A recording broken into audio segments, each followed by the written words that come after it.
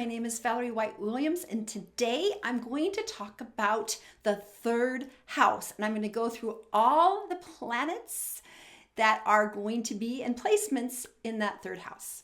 So as you follow me, I think that the house positions are more important than the sun sign. Sun sign astrology is completely stupid. Sorry. It just doesn't make any sense. And then people think, oh, I don't believe it because it doesn't make any sense. It's just one thing. And I don't think it's the most important thing either. There's so many other aspects that make astrology makes more sense. Again, the house positions. So the house positions are basically like the set of a movie or a play. And so the characters in your astrology wheel, like the sun and the moon and Mars, are playing the characters in a set. Like you might be in an athletic playing sports. You might be in the library. You might be a teacher. You might be a mystic. You might be a builder. So all these planetary alignments are going to be in this chart wheel. And it's set on when you were born. And so that sets your chart wheel in motion right here, the horizon line. And so that's how it works. That is way more important than sun sign. So today I'm going to talk about the third house. Now the third house is in the first quadrant. So the first house is, your self-identity. The second house is the physicality and the earth of your belonging, your health, so the second house is where you are feeling your physicality, your body, where you live. And then the third house is your expression, your self-expression. Now, each house correlates to a sign, and the third house correlates to Gemini because the third house is all about communication and sending out your ideas. Your thoughts, your original ideas about how things should be, your style, your communication style, your thinking style. And so people in the third house that have a third house have something to say. They have an opinion. They have a unique opinion. And the sun in the third house is probably pretty talkative. You have an opinion, you have something to say, you have a perspective, you have something that's unique, and you want to communicate it. Now, again, the sun sign is going to have a different feeling. It's like a filter.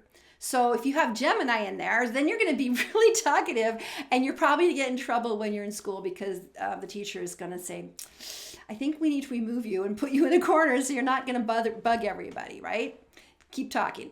Now, contrary to that with Scorpio is a little bit more closed, but that Scorpio in the third house is still going to say stuff, but it's going to be a bit more like, here it is. I know what's going on. Or they're going to say stuff that's kind of maybe shocking, just kind of drop a bomb, and people go, whoa, yeah, that's right. So they have that more intensity. And let's talk about, say, Aquarius. So Aquarius in that third house is going to be a little bit more cerebral, and they're going to be thinking about maybe talking about what things should be like, because the Aquarius is fixed air, and they're going to talk about, well, really, we should do it this way. We should do it that way. But the third house, people are going to communicate and share their perspective and their ideas. So now we're going to go into the moon. So the moon in the third house is basically you have just emotion. Your emotions are going to show up there. Now, it's not really so much emotions per se, but it's kind of your reflective house. So the moon sign is basically things that come easy for you and that you just it's intuitive. Now, the sun sign, we're usually reaching for, we're growing. So I should say again, with people that have in the sun sign, people are growing into your perspective. So people that have sun in the third house might be authors or writers, but it doesn't necessarily come easy at first, but that's what they're growing into. Versus the moon sign, which is more reflective, and that reflective energy just comes right out. And it's a little bit easier. In fact, it kind of can flow. So again, The writing, public speaking, talking comes a little easier with the moon there. It's like you have the silver tongue. It just flows out and people go, wow, that's easy. It's hard for me to do public speaking. Well, it isn't for me, but either. But you have that flow. You have that gift to share and talk about things that you mean a lot to you with your perspective, your uniqueness. That's the thing about the third house. It's very unique, a unique perspective, and you share your unique perspective with others. And that's that silvery moon quality, that reflective quality. And where the moon sits is where you feel comfortable. There's a sense of comfort. And so when you have the moon in the third house, you just love to talk. And it may not be just on a stage, but just to communicate. You might be the debate club, or you want to, talk to other people about ideas and just bounce things off of others. That makes it feel really comfortable. So now I'm going to go into Mercury in the third house. And Mercury is actually really at home there because Mercury is the sign of the intellect and the communication. So if you have Mercury there, you are going to really be somebody who has a lot to say. And that could be as a writer, it could be as a speaker, but it also could be somebody who actually has style. They have their own unique style, because that is also something that you're expressing. You're expressing your identity, as this person that stands out. I have my own opinion. I have something to say. And with your identity, your clothing style, how you present yourself speaks. It speaks. And so that Mercury is really happy there. And again, difference, like say for Cancer, the Mercury might be a little more understated, but it's still going to have this more softer way, but still presents. And that Cancer is very much more emotionally driven, but also likes to create wealth and have wealth. And so feeling this wealthy energy, which you're communicating to build that building. And it's, again, the third house is actually communicating their personal perspective, which is contrary to, say, the ninth house, because the ninth house is on the other side. The ninth house is all about teaching. It's about sharing and educating. It's more on higher level. I don't want to say higher level, that is higher, but it's talking about philosophy and religion and world culture, where the third house is pretty much, this is what I think. This is me. This is my opinion. I'm sharing my own uniqueness. So that's the difference. Okay, so now we're going to go into Venus. And Venus is the planet of that emotional response.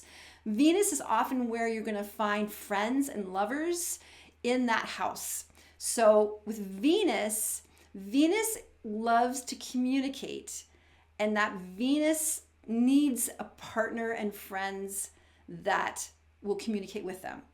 They're not going to be friends with people that don't have that ease and flow. And again, with the Venus in that third house, then you're going to really get some people that really have that style. They have their own unique style. And when you see them, you go, wow, that's someone who is really interesting. I want to get to know them. They have their own sense of style that is appealing to me, especially in the third house.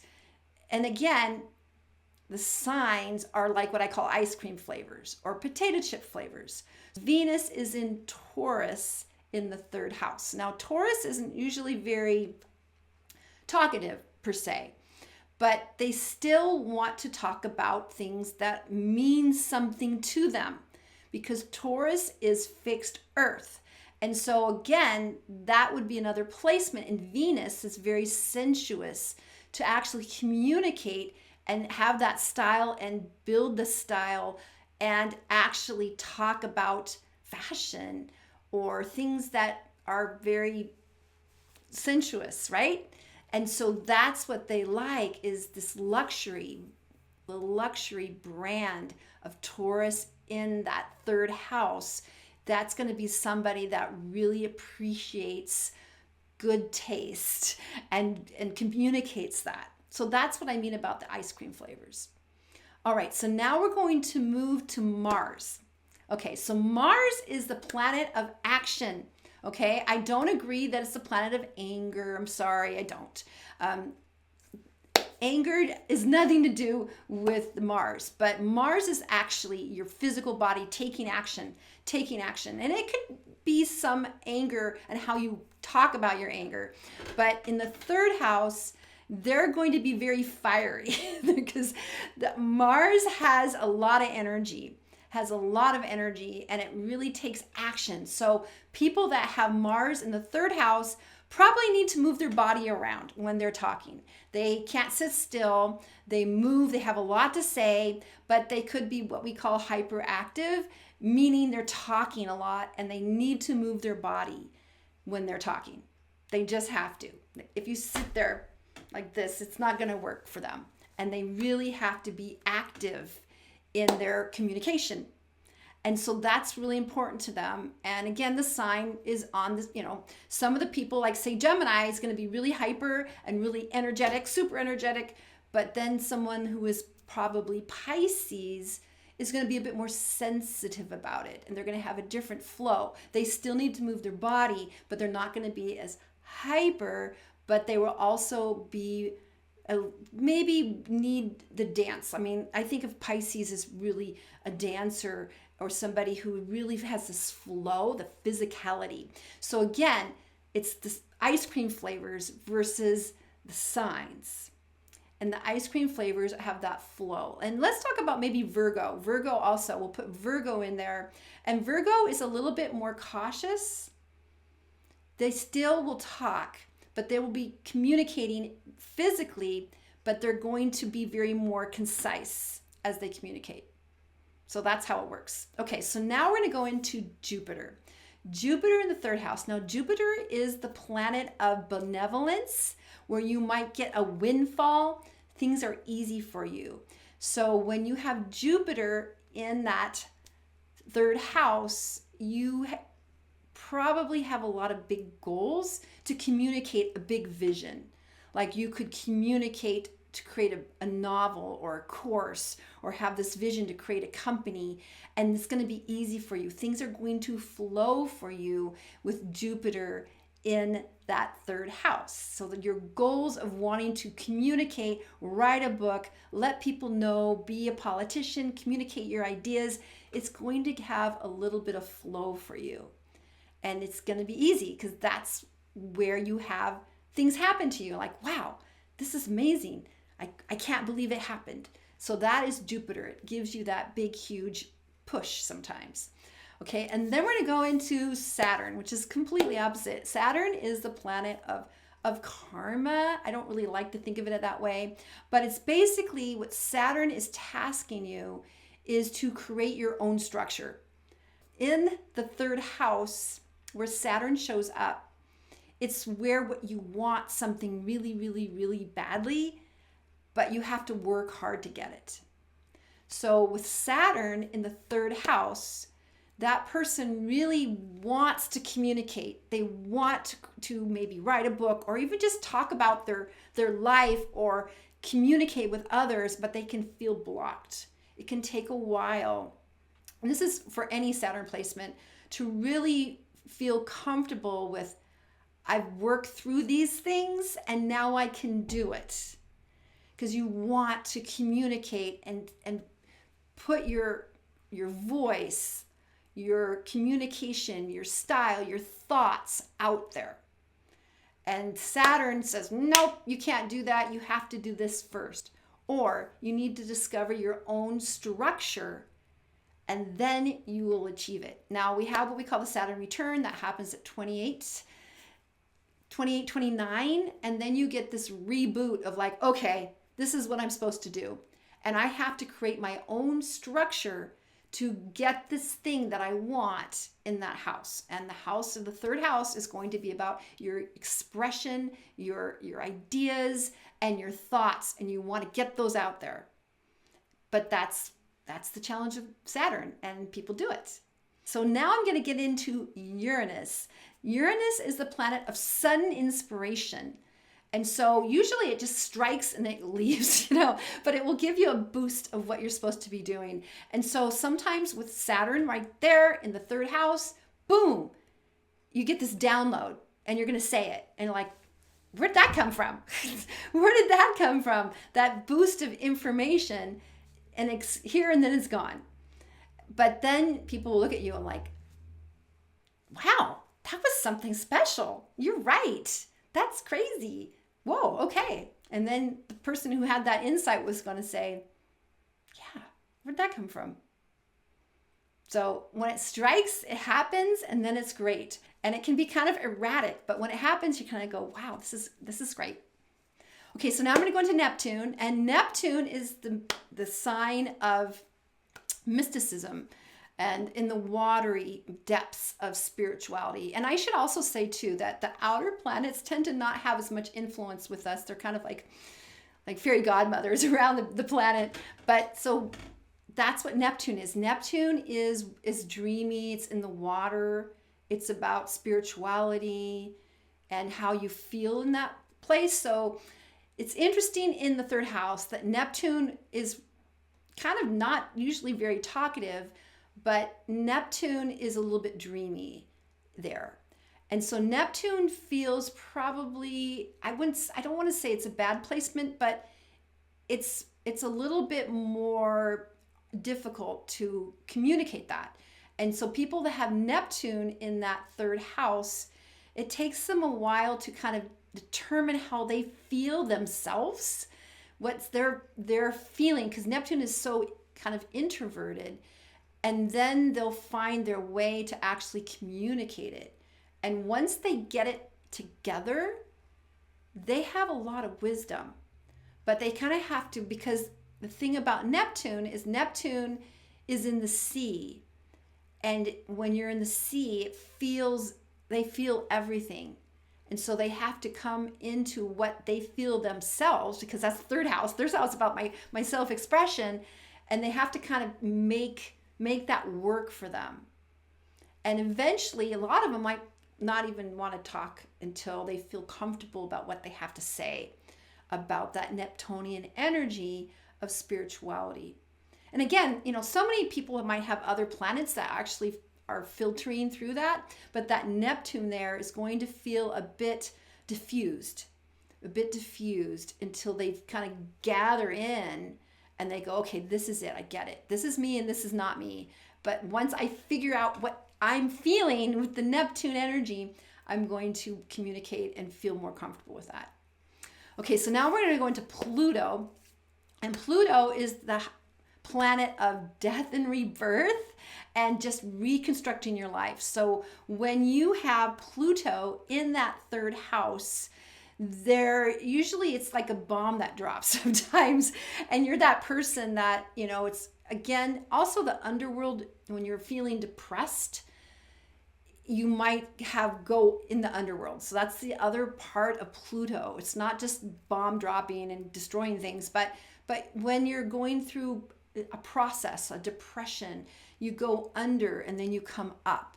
So with Pluto in that third house, is people will probably do a lot of journaling, and they're going to transform themselves. They're going to go under and journal, or do some therapy and work with somebody.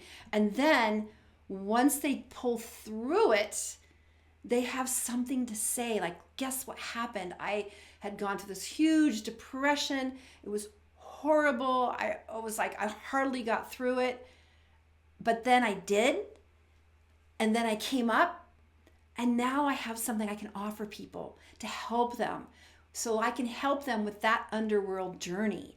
And you have that communication in that third house to share with other people on how you did it. And that's the power of that Pluto action in that third house. So I'm going to just do a couple things more. I'm going to talk about the North Node and the South Node.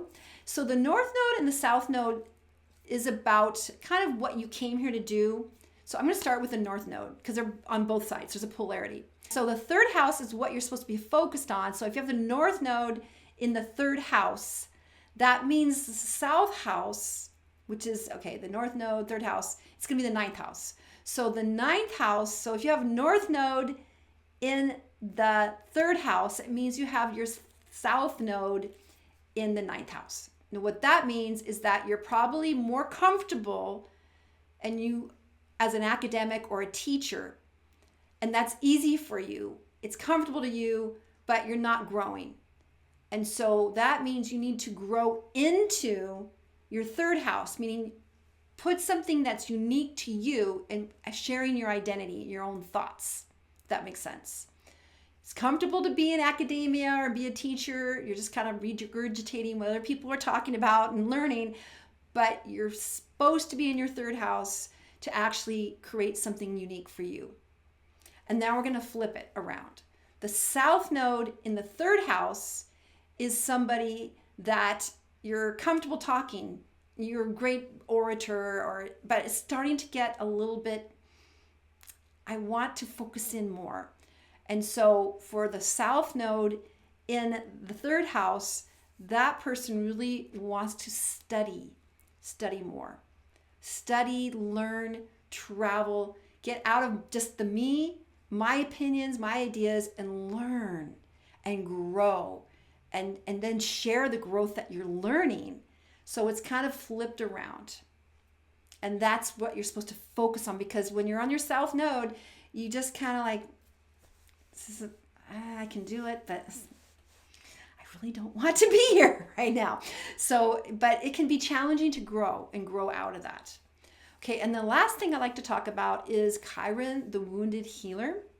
And the wounded healer is a asteroid, and there's lots of asteroids, so many.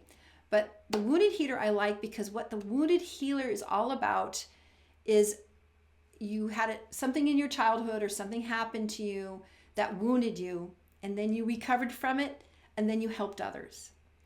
And so that's great in, third house. So maybe you felt like you didn't have a voice, like your parents just, or school shut you down, and you felt like, I can't speak. Could even have something that's really more traumatic that just shut you up. You can't talk about it. But then as you start healing yourself, you start feeling, once you get that journey of recovery, then you can help others to communicate. So it's almost like a therapist that went through trauma, and I don't want to get too deep on it, but you then decide, I want to be a psychologist, I want to talk, I want to learn, I want to help people. And then you facilitate healing with people that have trauma, about speaking out, of speaking or having their voices heard. So that is the third house. It is such a powerful house. They all are. They all have wonderful placements. But I'd love to hear from you third house people, what you thought about my third house video. So yes, and I don't have any placements in the third house, but that's okay because we all have energy there. Now, if you don't have placements in that third house, what you're going to do is you're going to look at the energy in that house. So yeah, I have a lot of Sagittarius there. And so yeah, I'm probably a fiery speaker and I love to public speak, but I just don't have any planets there. So that's, if you have empty houses, that's what you need to look at. All right, take care. Bye.